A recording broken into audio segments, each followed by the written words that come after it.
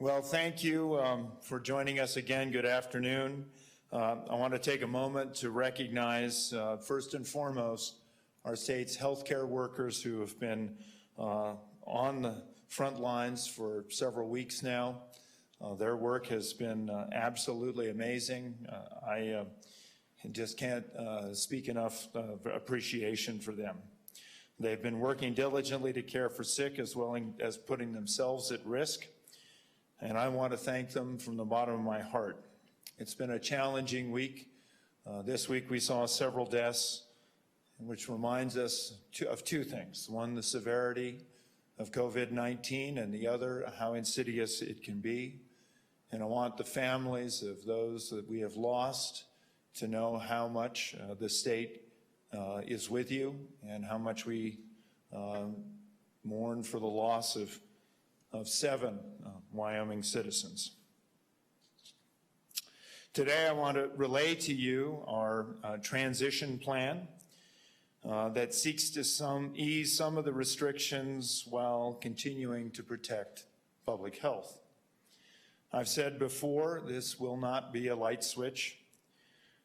We are building a plane as we are flying it, and with your help, and I stress this, with your help, we'll keep it in the air. You know, we'll be taking very slow, incremental, and thoughtful steps on how to ease these restrictions in Wyoming. And I want to share the outline of Wyoming's plan, as well as some of the criteria that will be considered to be used during guiding our future decision-making. And I want to reiterate that this will be a balanced approach that will be driven by 2 guiding principles: public safety and allowing our people to get back to work. But we need to slowly relax these restrictions and get ourselves ready for the new normal of business in 2020. This easing will go through a very thoughtful process and will be measured with positive progress. That's why it remains critical for citizens to continue to follow the public health guidance that has been issued, and I think you will find today that this will be actually something of a relief. So here's how it goes. Before the current public health orders expire on April 30th, we will modify them in order to allow us to move into a next phase. The new orders, which we plan to release next week, will continue through May 15th with some easing of restrictions on certain businesses. The orders will allow county health officers to submit requests for variances from those orders on a county-wide basis. Variances will be considered based on local health conditions in the county, and this may mean that some counties have different restrictions based on what's happening with objective data in each county. It's important to remember that as these variances go into place, that we understand that there are considerations we have to consider across county lines and across state lines. And that is why I have been communicating constantly with Governor Ricketts of Nebraska, Governor Nome of South Dakota, Governor Bullock of Montana, Governor Little of Idaho, Governor Herbert of Utah, and Governor Polis of Colorado. Businesses that will likely initially be allowed to reopen under the new orders with operational modifications necessary to protect the health of customers and employees will include barbershops, as I mentioned last week, cosmetologists, and gyms. There are, I know, questions about opening bars and restaurants, and with input from the Business Task Force, we are continuing to refine our plans to address these types of businesses. It is critical that we be measured in our approach, particularly given the additional health risks associated with these businesses. You know, I will say, here in Wyoming, we know that if you put your garden in before the last frost, you can lose that entire garden. And that is why we're being as careful as we are, to make sure that we make constant, steady progress, that we avoid any chance of a resurgence, and that we open our businesses like restaurants, barbershops, cosmetologists, and others as quickly as we can and as safely as we can. At this time, we're going to put up on display the COVID-19 Metrics dashboard that we have developed in coordination with the Department of Health.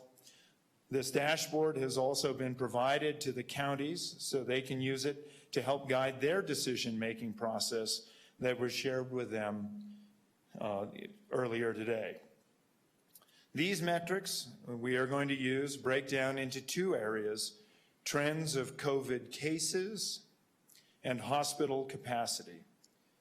You can see there are 6 metrics listed on this chart, and I'm going to have Dr. Harris walk you through them to provide a better understanding of what they mean and how they will contribute to our decision-making when it comes to easing orders. What I will say is that all states are looking at ways to do this a little bit differently, some on dates and some on progress. We are focusing on progress. And when I see the work that Dr. Harris has done, the fact that she has done such an outstanding job in Wyoming, where we have, and I have to tell you, I've been constantly calling our industries and our businesses, people are working today. Our coal miners are working.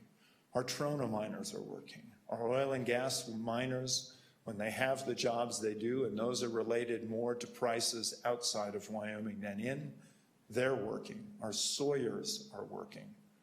Our ranchers are working. But we need our country to get back to work again. Our country really needs to have a solid economy, and that will bring Wyoming back. Dr. Harris has been extraordinary in her leadership on this topic, and Dr. Harris, I'd like to introduce you now to go through these metrics. Thank you. Thank you, Governor Gordon. First, let me say that I realize many people are weary of this pandemic and the toll it's taken on our lives. I want you to know that I do understand. But at the same time, I have to be honest and remind everyone that it's not over yet, and it's not going to be over when our current orders expire on April 30th. And as we move through these next stages of the pandemic, if we do not make thoughtful choices based on the information we have available, we face a very real risk of a much worse situation in Wyoming. We can't afford that in terms of illnesses and health impacts, and we can't afford that for our businesses or other aspects of our lives either. It would simply be irresponsible. My approach as we move forward will involve taking a step at a time to allow us the opportunity to continually check on how things are going before we take the next step. The governor has been saying for a while now that we will be making decisions based on data and not dates. So let's talk about what some of the data points we are watching and we will continue to watch in the upcoming days, weeks, and months. First, here is some more information about the items listed on the graphic that we've shared on the screen. New cases. We watch how many new cases we see based on when we get the test results, when samples are collected, and when people report the date their symptoms began. Each of these dates gives us valuable information. 2 is community spread. When new cases are found, we follow up with these individuals. Based on what they tell us, we can get an idea of how they were exposed to the virus. When it's not easily determined, that indicates community spread is happening. The percentage of community spread helps us know how widespread the virus may be in our local areas. The percentage of positives. All along, we have been getting far more negatives than positives in our laboratory testing. We track this percentage because it's an indication of how complete our testing is and gives us some idea of how prevalent COVID-19 is in our communities relative to other causes of illness. Hospital admissions. One of the biggest concerns during this pandemic has been the potential impact on our local healthcare facilities. So of course, we ask hospitals to report information on how many COVID-19 patients they are treating.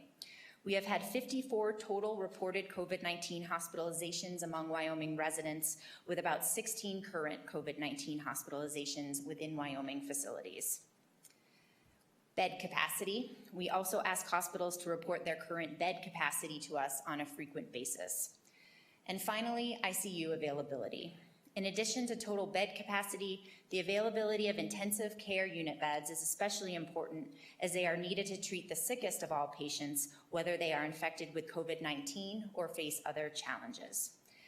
The color coding is intended to help give everyone an idea of how things look for each of these data points. Each data point will be carefully and continually evaluated. Along with these data points, it is also critical that we consider our ability to test people who may have COVID-19, as well as whether we have sufficient personal protective equipment or PPE to care for COVID-19 patients in hospital settings. We will also consider possible new information and other potential developments we can't foresee as we go forward. I'd like to talk a little more about testing capacity. Most people realize this has been an ongoing concern. There simply wasn't testing as early as we would have liked, and there hasn't been enough ongoing widespread availability of testing as we would have liked due to supply concerns and other issues. The overall lack of testing is a concern for us as we make big decisions about Wyoming's next steps. We know there are more cases out there than we have been able to identify, and so it's hard for us to give you a complete picture. This is one of the many reasons we have to be cautious moving forward. I do have some good news about testing in Wyoming today, though. The Wyoming Public Health Laboratory, which I oversee, has done a terrific job of ramping up their capabilities under pressure. I'm very proud of what my staff has done. We have had priority groups for testing all along, but a few weeks ago we had to stop accepting samples who were not within those priority groups because we were concerned about the availability of supplies we needed to run those tests. Since then, availability of private testing has improved, which is a very good thing. Fortunately, our supply situation has also improved, and so now we are able to accept samples from patients with symptoms, again, who are outside of these priority groups. We have sent a notice out to healthcare providers to let them know about this and hope that it is a helpful option. We encourage providers to expand testing of patients as supplies allow. I also want to talk to you about outpatient elective or non-urgent surgery and procedures. Though the state did not issue an order directing hospitals to discontinue elective procedures, we agreed with and we recommended that they follow the federal guidance to postpone these procedures in order to preserve PPE and staff capacity and to protect patients from unnecessary exposures.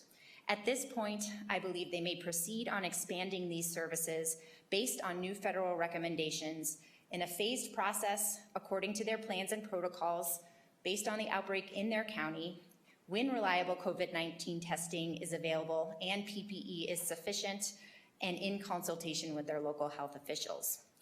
State-funded PPE that has been distributed can only be used for the COVID-19 response and not for these elective procedures. So where does that leave us with our public health orders and guidance? Working with the governor and the attorney general, I am considering our options for the next steps. First of all, nothing is changing before April 30th, the current expiration date of our orders. I expect to see some changes to allow some activities to resume that offer the least risk to our health, to the health of our communities first. I would also expect to see some of the restrictions in the orders extended. I know everyone wants to know the details, but we are not prepared today to answer all of those questions. I promise we will give more of a complete update in the next few days. At the same time, we are looking ahead to a time of less restrictions. We have seen 7 deaths in the last 2 weeks related to COVID-19 among Wyoming residents. This serves as a reminder as to why all of these measures have been necessary. It is also important to know that social distancing remains critical for now and for a while to come.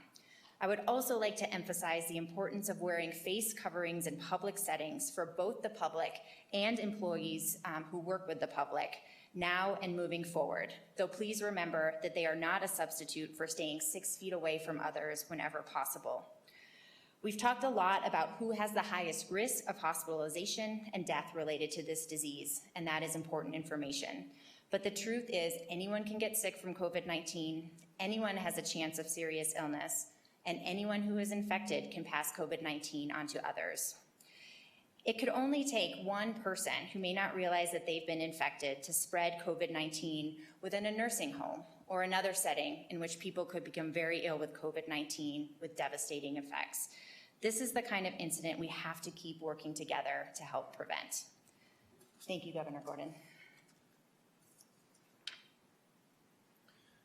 Thank you, Dr. Harris, and thank you and the Department of Health and others, including the Secretary of State, for the immense amount of work that you've put into this, distilling this down to something that's understandable and that we can see as residents and citizens of Wyoming are making progress. These are absolutely essential. And with that, I would like to bring up the Superintendent of Public Instruction, who can speak a little bit about what we've been working on with schools as well. Thank you, Superintendent. Thank you, Governor Gordon. I was going to end with, but now I choose to begin with, Governor Gordon, thank you for your steadfast and continued leadership. It's not easy to align decisions with respect to business, commerce, education, government, and healthcare, but you have done an amazing job, and it is in the best interest of Wyoming communities and will serve us well now and in the days ahead. Thank you, Governor. Health orders from March 27th that are entitled COVID-19 Guidance for Educational Institutions from the Wyoming Department of Health remain in effect. Under these orders, there is an opportunity for schools to work with their county health officials to provide limited in-person instruction for students in the greatest need, such as those on IEPs or others with special needs, so long as proper social distancing, hygiene, and enhanced sanitation are practiced, following guidelines from the CDC and the Department of Health. To the extent practicable, I encourage all schools to examine the feasibility of utilizing this flexibility for three primary reasons. Number one, all school district superintendents should be engaged in regular and ongoing conversations with their local health officials to determine if limited in-person instruction for students in the greatest need are warranted. Number two, varying degrees of students will need to re-enter school facilities throughout the summer. In order to prepare for that, the first step is discussing how to make it work with special populations. And three, in order to fully reopen in the summer, August, or next school year, I'm requiring all school districts to submit reopening schools plans to the Wyoming Department of Education before reopening. Clear protocols developed by each school district, approved by the local health officer, and submitted to the Wyoming Department of Education should be part of every school district's reopening schools plan. Exploring the special needs flexibility is the first step in creating that larger reopening plan. All of us should recognize that reopening schools to students does not mean going back to normal. There will be new and enhanced protocols for health and safety and precautions to be taken. There will also be a strong and ongoing partnership between school leaders, the county health officials, and community leaders from here on out. This is our new normal. Our schools are soon to receive federal Stimulus CARES Act money. School and community leaders should take care to utilize the incoming federal funds to mitigate lost instructional time with students and to build an education system that is better prepared to deal with closures in the future, namely with the use of blended learning or a mix of virtual and in-person learning. In the coming weeks, my staff and I will continue to provide guidance to schools, including providing a template for reopening schools and an application for receiving funds under the CARES Act. Lastly, and again, Governor, I'd like to thank you for your leadership. Dr. Harris, thank you for your steady guidance through all of this. And to the students, staff, parents and community members who are anxious to get back to school, please remember that learning does not cease because you're doing it virtually or remotely or through learning packets, and that there are so many things to learn in everyday life and throughout this experience. Thank you, Governor. Thank you, Superintendent, for yours and others' work. Your department has been very engaged in this entire process, and it is very encouraging that we have a process now to think about how we open schools in the fall, what we can do, and I just want to thank you for your leadership as well. I have to say, I think this is probably one of the leading protocols in the nation. You've had a terrific team, Dr. Harris, Department of Health, Department of Workforce Services, Department of Family Services, and Department of Education that have worked tirelessly to bring this up, and yet there's still more to do. So there was an author who said, a goal without a plan is just a wish. What you've got here is the plan. It is not a complete plan, but it is growing, it is expanding. So there are things like rodeos that we are looking at now. There are things like public events that we are looking at as we go forward. There's a myriad of different opportunities and chances of how this can work. So I want you to know that we're being transparent.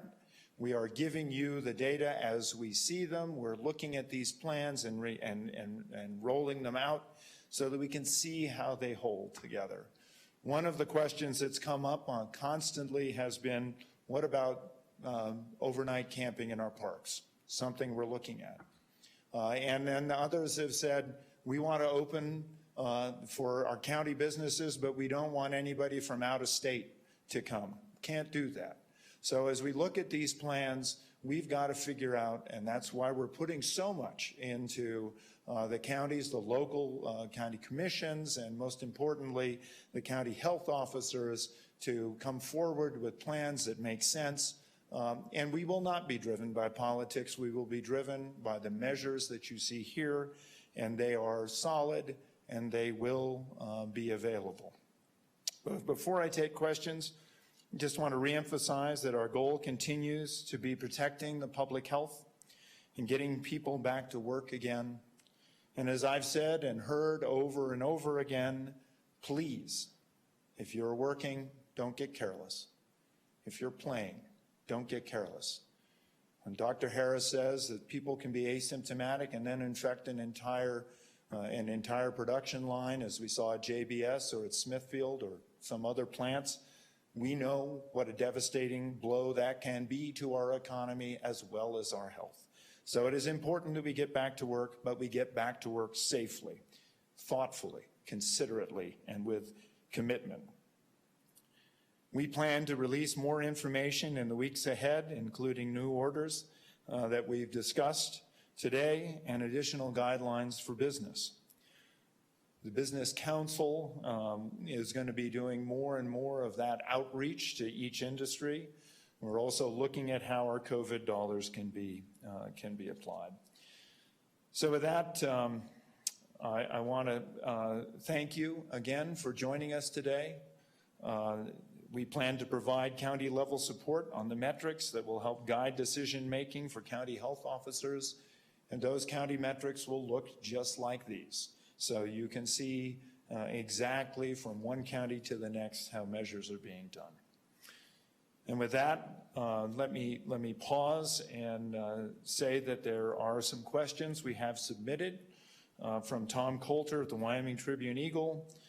Though Wyoming's primary election falls later in the summer than most states, do you think a complete shift to mail-in voting is necessary for our August primary? And have you had any discussions about potential changes that could be needed for the general election? I will tell you that Secretary of State's office has been diligently deploying new equipment all around the state. I'm not going to speak for his office, but I will tell you he has been the head of the task force that has been looking at all of these issues, and now he's working on our sort of coordinating board, and so these issues are very much on his mind. We hope to be able to carry out an election just as we hoped. It's a long ways away, but I will tell you that the Secretary of State is the proper person to ask on that. And a question from Nick Reynolds from the Casper Star Tribune. I was told by a member of Management Council today that the Department of Treasury has not yet issued guidelines on how to spend their shares of federal aid. In our case, $1.25 billion in new funding. Have you heard anything new on this front? And as state and local governments continue to be impacted, have you been in contact with members of Wyoming's delegation in Washington?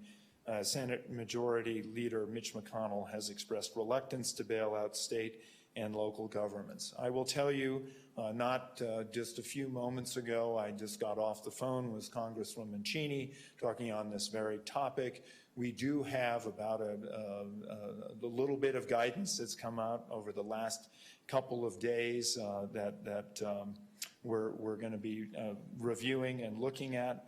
I speak with Senator Barrasso and Senator Enzi on a regular basis. That, I think, will become much more clear in the days to come.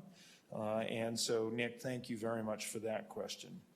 And a question from Olivia Kenna of Sweetwater Now, Rock Springs.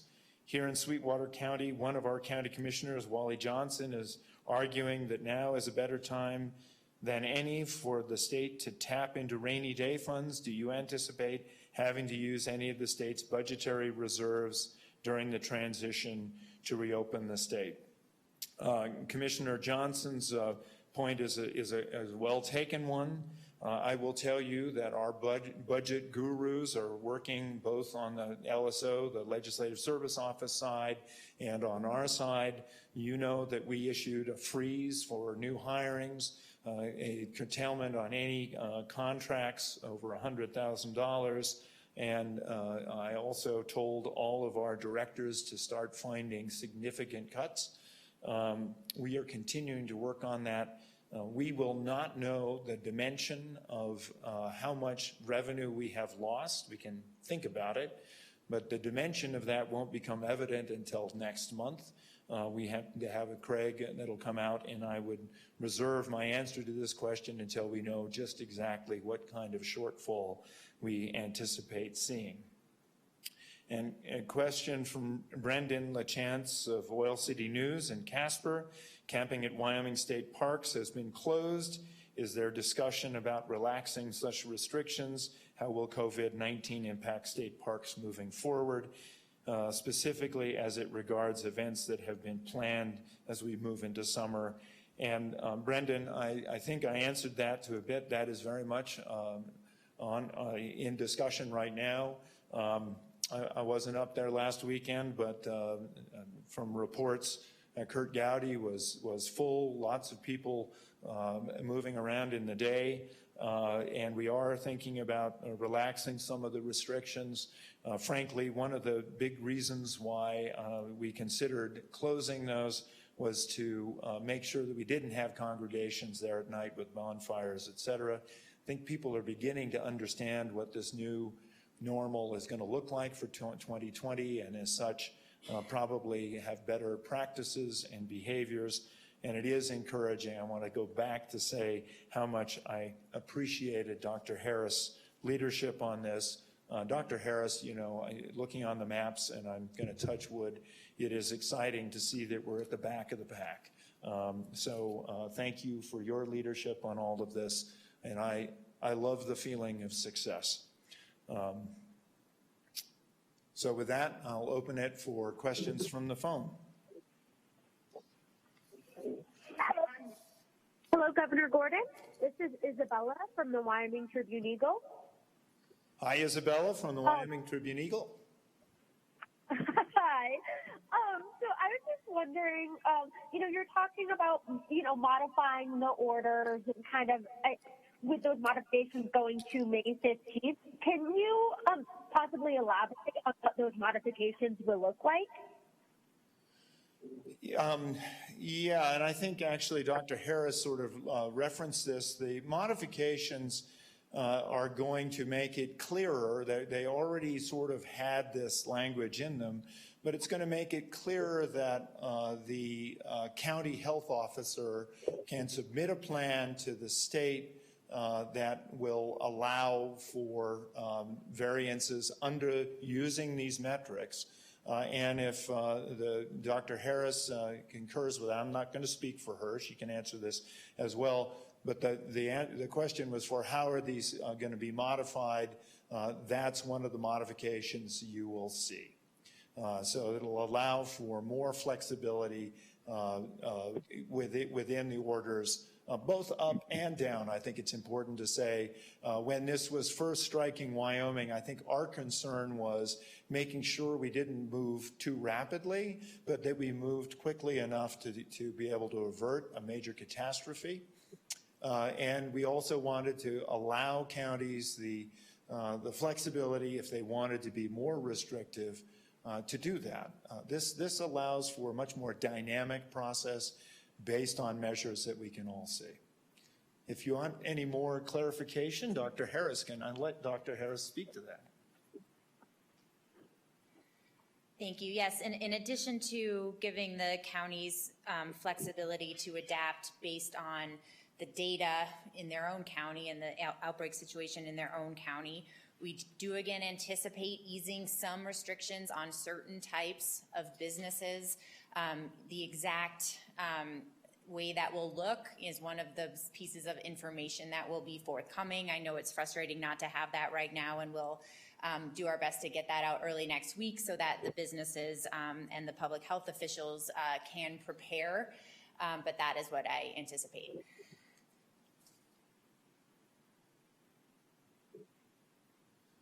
Thanks. Awesome. Thank you so much. I really appreciate it. Thanks. Next question. I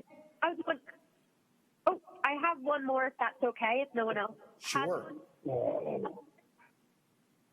I think this one is for Dr. Harris, possibly. When you were talking about testing supplies and that, we recently got more and we're able to kind of test more of those non-priority patients that were originally outlined by the CDC. Can you talk about what does that look like? How many more testing supplies do we have right now? And how long do you think that'll last? Sure. So the question was more information about, the testing supplies that we got that allow us to expand the number of patients that we're testing per day. There are a couple components to that answer. I would say our laboratory, in particular, our chemical testing laboratory, has been producing viral transport media in large quantities and has sent that around the state, as well as swabs. So those sample collection kits that can be used for testing are in greater supply, meaning that providers are able to test more patients. The second component of that is the reagents that we need in the laboratory to be able to run the test ourselves, as well as the equipment that can make testing more efficient. So we've been able to increase our supply of all of those things. Of course, exactly how many tests and exactly how long it will last depends on how many tests we get and if we continue to get the supplies we need. But we certainly, feel confident now that we are able to test a large number of patients. We want to test patient samples and are asking providers to send them to us. Awesome. Thank you. Governor Gordon, this is Mark Bentley at 307 Net Radio in Buffalo. Hi, Mark. Thank you for calling in. Thank you. Did I understand that the schools as such will not reopen this school year? So, Mark, I'm going to turn you over to Superintendent of Public Instruction, Jillian Balow. Thank you. Thank you, Governor, and thank you, Mark. In answer to your question, schools should continue to operate under the COVID-19 guidance for educational institutions from the Wyoming Department of Health and other health orders that extend school closures. Under the guidance from the Wyoming Department of Health, certain variations in those orders can be can be created or developed at the local level for special populations, depending on the local health officer and school district leaders making that determination based on a number of factors. Before schools reopen, whether that is this spring in a limited capacity or during the summer months in a limited capacity, or in the fall, all school districts must submit a reopening schools plan to the state that is approved not only by the local and state health officer, but also by the superintendent of schools, as well as myself, the state superintendent. So in answer to your question, schools are to remain are to continue implementing their adapted learning plans that are good through the end of the school year.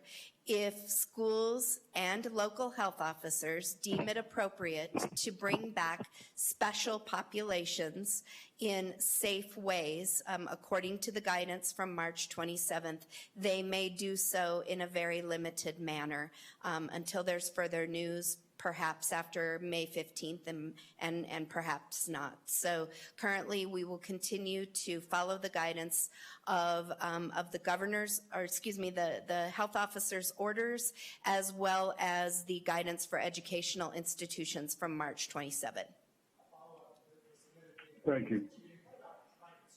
Okay, the question from Craig Blumenschein that was submitted via online is, what about private schools?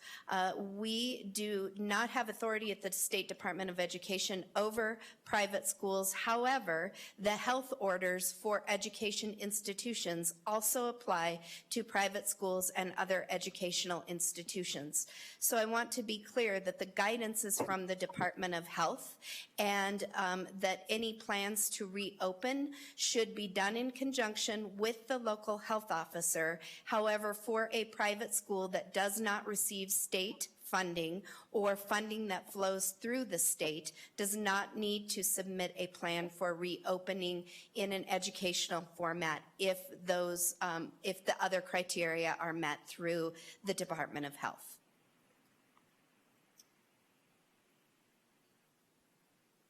Thank you, Mark, for that question. And just one other piece of this. I think this sort of speaks to the challenge of this particular virus. We anticipate that we'll still have this virus in the fall. And so I want to congratulate and thank the superintendent for having the wisdom and vision to say, let's get those plans in shape early so that we know what school is going to look like when we come back next fall. Next question. Hi, Governor Gordon. This is Camille Erickson from the Casper Star Tribune. Hi, Camille. Unfortunately, we received confirmation today that about 300 Wyoming workers at 3 Powder River Basin mines have been laid off, and both Peabody Energy and Navajo Transitional Energy Company cited the tough economic conditions exacerbated by COVID-19 as reasons for this decision. As you well know, any layoff at the coal mines affects everyone in Wyoming, but particularly these families and coal-dependent communities. I'm interested in first just allowing you to respond to this recent news, and then also as we look forward to our recovery, what measures you anticipate taking to support these communities that surrounding the coal mines in our state. So Camille, thank you very much for that question. If I understood it correctly, you received news of a significant layoff for a mine of several, about 150 or so workers. I have to tell you, I was on the phone with that coal company a day or two ago, and we started working with Workforce Services to make sure that we had resources available and ready for those affected workers right away. I will say the company is providing a severance package and also additional support for career placement and other aspects. None of that brings back those jobs. I think what is really unfortunate, and I think this goes to the theme that we've been talking about, the issues that were important for Wyoming in September, October, and November continue to be important to Wyoming today. And one of those issues is the decline of coal in our electric generation capacity in this nation. Last year was the lowest amount of electricity that's been generated since 1993, and coal's share of that production fell from 23% to 17%. Sadly, that was something that particular coal company could not support. And so these are big issues for Wyoming. We are continuing to try to find ways that we can pivot those very talented workers into different jobs, and actually we've been looking at ways to bring better retraining, which is also another piece of how we're dealing with education, our community colleges and our university. What are the resources that we have for providing the kinds of educational skills, job acquisition skills that they need? So we're working on all of those fronts, and thank you for that question. And again, our hearts go out to that community. I talked to Louise Carter King yesterday and said the state stands right with you to make sure that we ease the pain. Thank you. I appreciate it. Thank you. Next question.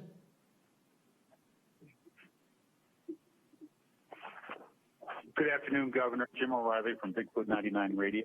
Hi, Jim.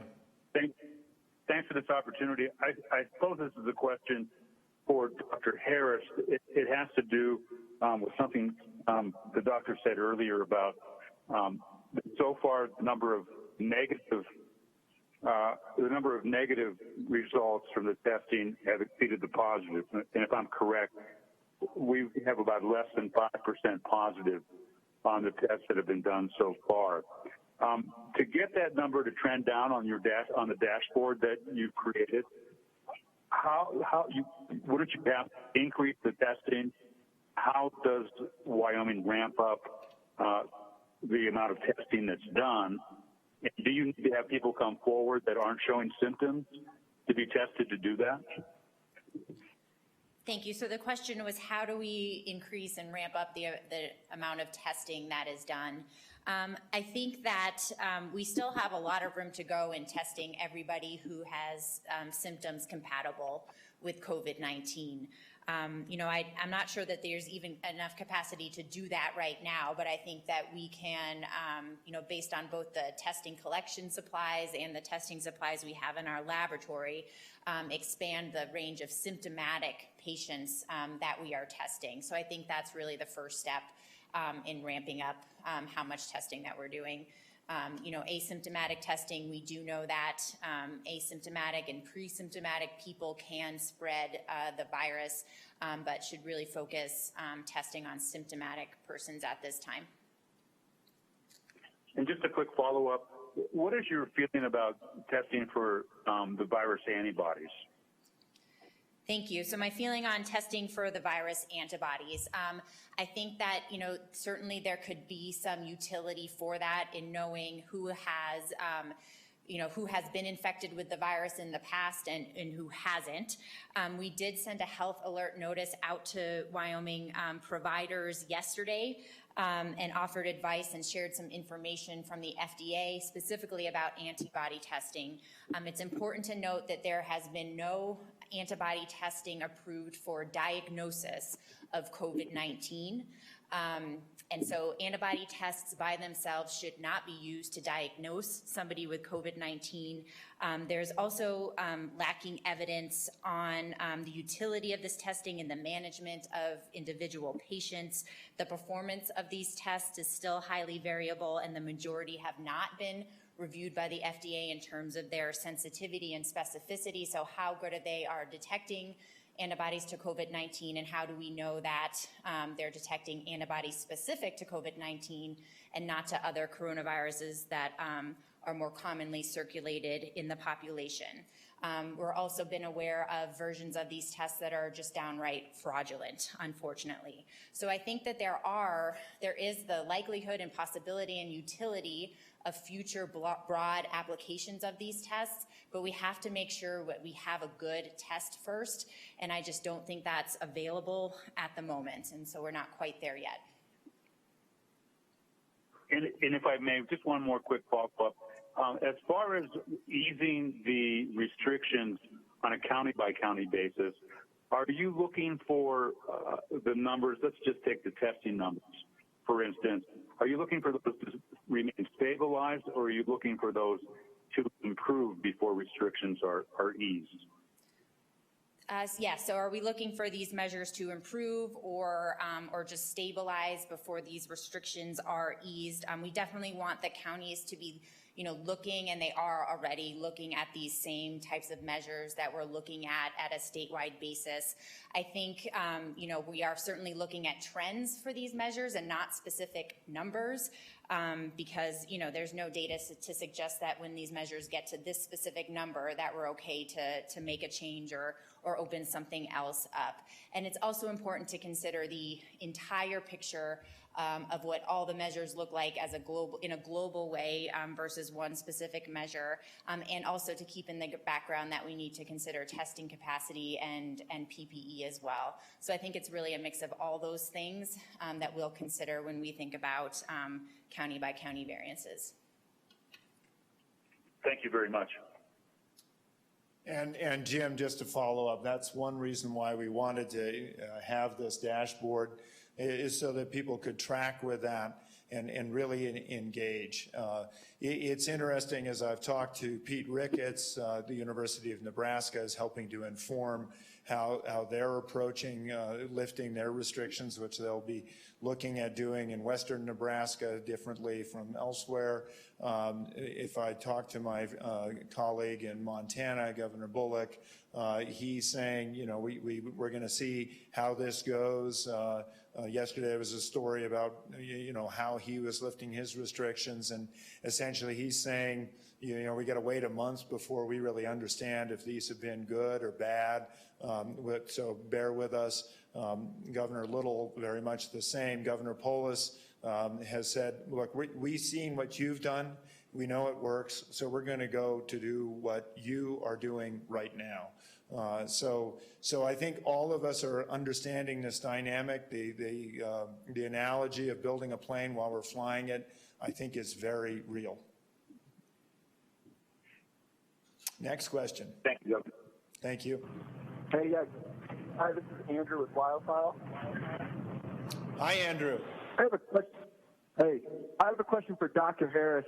We're talking about loosening restrictions, and having some successes this week, but we also just saw our death count really spike. I was wondering, Doctor, if you can put the increasing deaths this week into the context of kind of the overall big picture timeline of the disease in Wyoming, and just talk about why that doesn't change the way you guys are moving forward, if that's the case.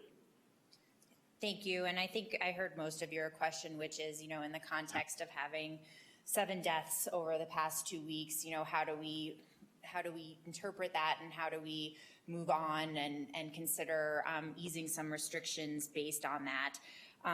That's absolutely one of the reasons why these are difficult decisions to make, and why we need to be thoughtful and measured in our approach. And as you said when you were asking the question, to consider things as a whole and in a global way.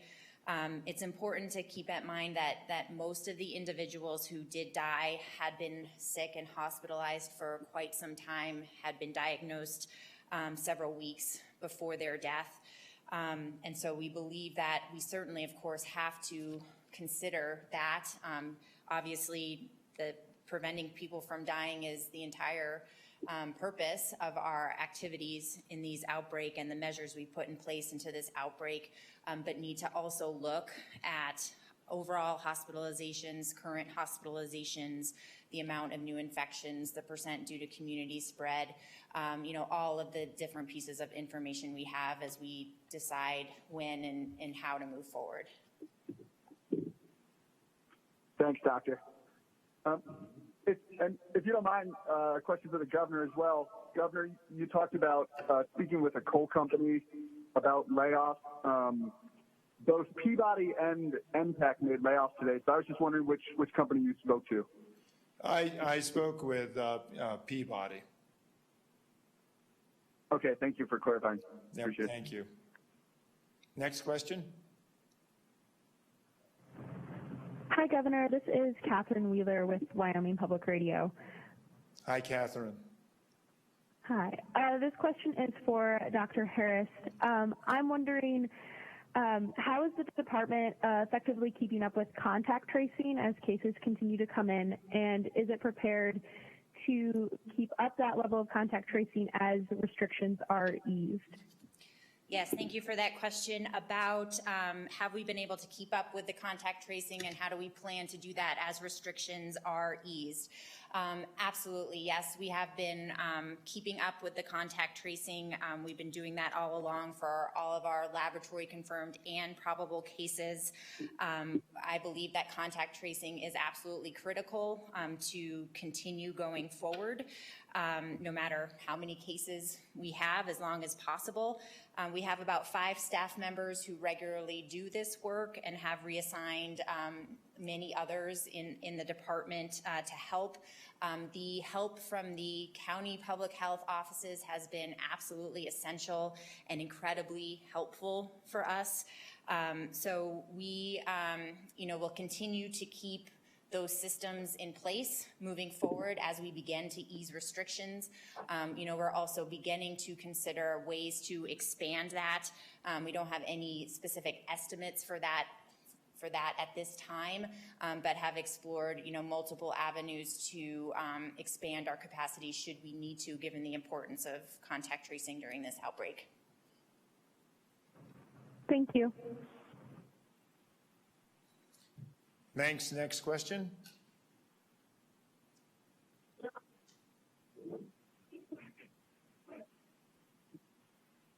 This is Tom Hallberg with the Jacksonville News and Guide. Thanks, Tom.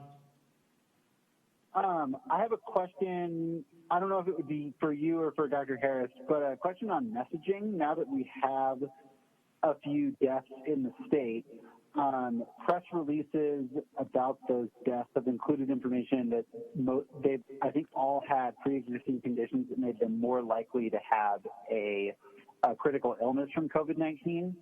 And I'm wondering if there's a risk of creating a confirmation bias in people who see themselves at lower risk if they're not in those demographics by including that information when reporting the deaths.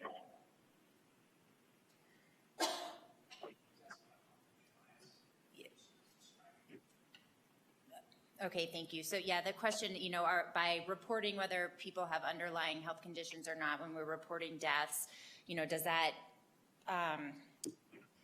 is that a confirmation bias for people who think they don't have these conditions and therefore are, unlikely to get severe illness and die from COVID-19? When we put information out in public releases, we carefully consider the amount of information that's, needed for the public to know so that they can, make the best decisions they can about their own health, as well as, protecting the protected health information and the personal information of the people involved.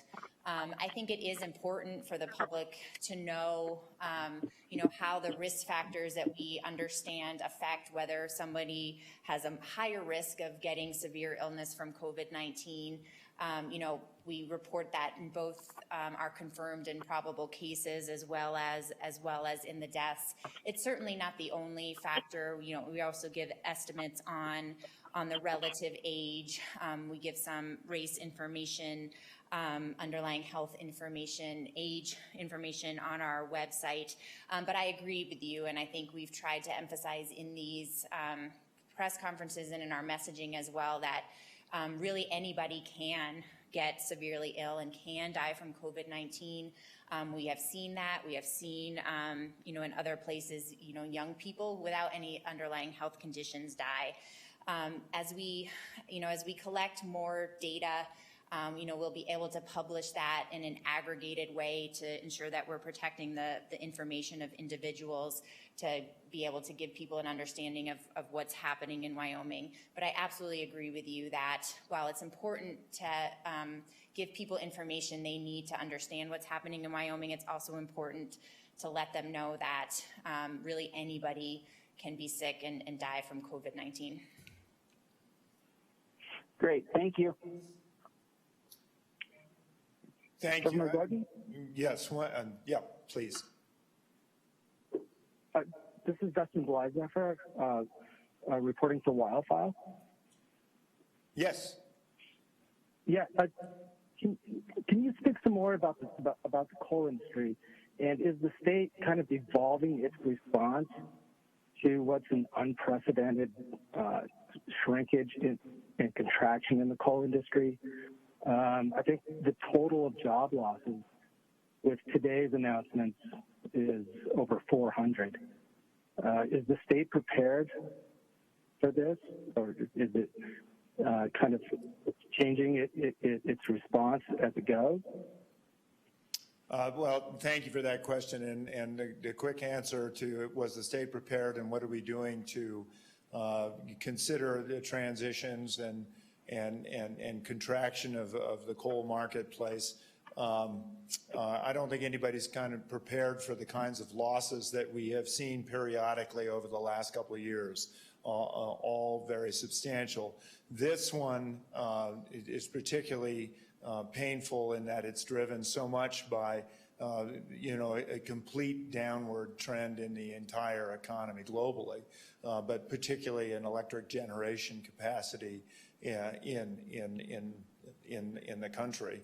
And as I said, our percentage has dropped from 40% a few years ago down to 17%, but year over year from 23 to 17 on a declining generation capacity. So those are really troubling and very problematic. We've never indicated that the state is going to bounce back from this with any ease. It's going to take a lot of diligence. To what we're doing now in our business task force is looking at what sorts of new enterprises can be brought into Wyoming. Are there capacities for manufacturing? Are there new technologies? Are there opportunities here? And I'll just be straightforward about it. COVID-19 hit urbanized areas probably pretty strongly. There may be reason for people to think about relocating businesses to places like Wyoming. What are those opportunities? How can we be attractive, and how can we be helpful? This is really a formative time for Wyoming in so many ways, and I think it is important that we have our eyes open and look towards our future. And I'll take one more question. Thank you. Thank you.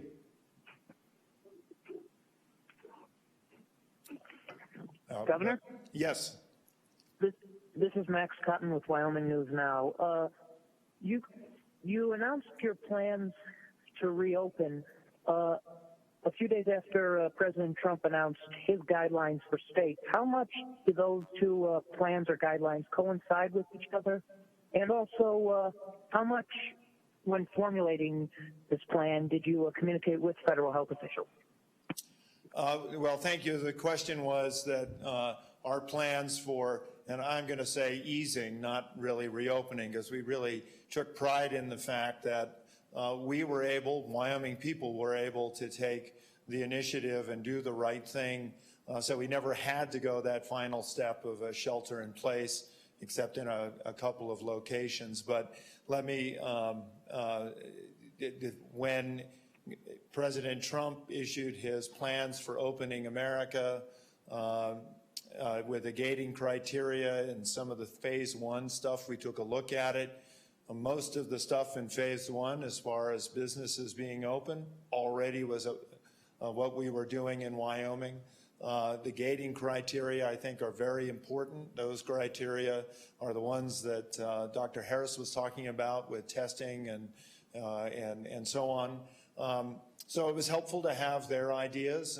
We have been continuing on this course of Wyoming needs to stay open. We need to have our industries working, our miners mining, our industries being able to participate, perhaps get more market share just because we have been more open. So I will say it's been helpful. Our response has not been guided by that. I respect President Trump and the team that he's assembled, and it's always helpful, the advice they give. But we have been working on this plan, as I say, regionally with the governors that neighbor this state and some other governors in the country as well. And so with that, let me wrap up and say thank you all for being here today. It is interesting, I think about that wonderful quote that is attributed to Winston Churchill, that those that don't study history are compelled to repeat it. If you look at the history of 1918 here in Cheyenne, Governor Hu went ahead and put the same kinds of restrictions on the population. The population eventually decided that they didn't want them. They opened up the businesses again, and within a few weeks, suddenly the Spanish flu descended on Wyoming in an unprecedented way. We are working every day to make sure that we allow for the freedoms that people in Wyoming expect and want to have.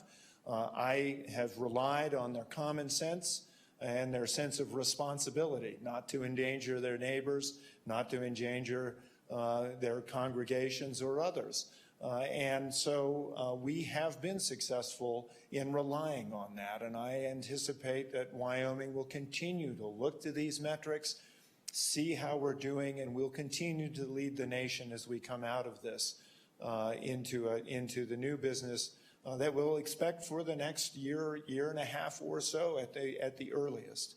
But Wyoming will be a leader, Wyoming will be successful, and it is absolutely essential that we not have a recurrence of this COVID disease. So with that, thank you all. Thank you, Dr. Harris, Superintendent Balo, for being here. Thank you for attending, and God bless you, Wyoming. Thank you for all you're doing to keep us all safe. Thank you.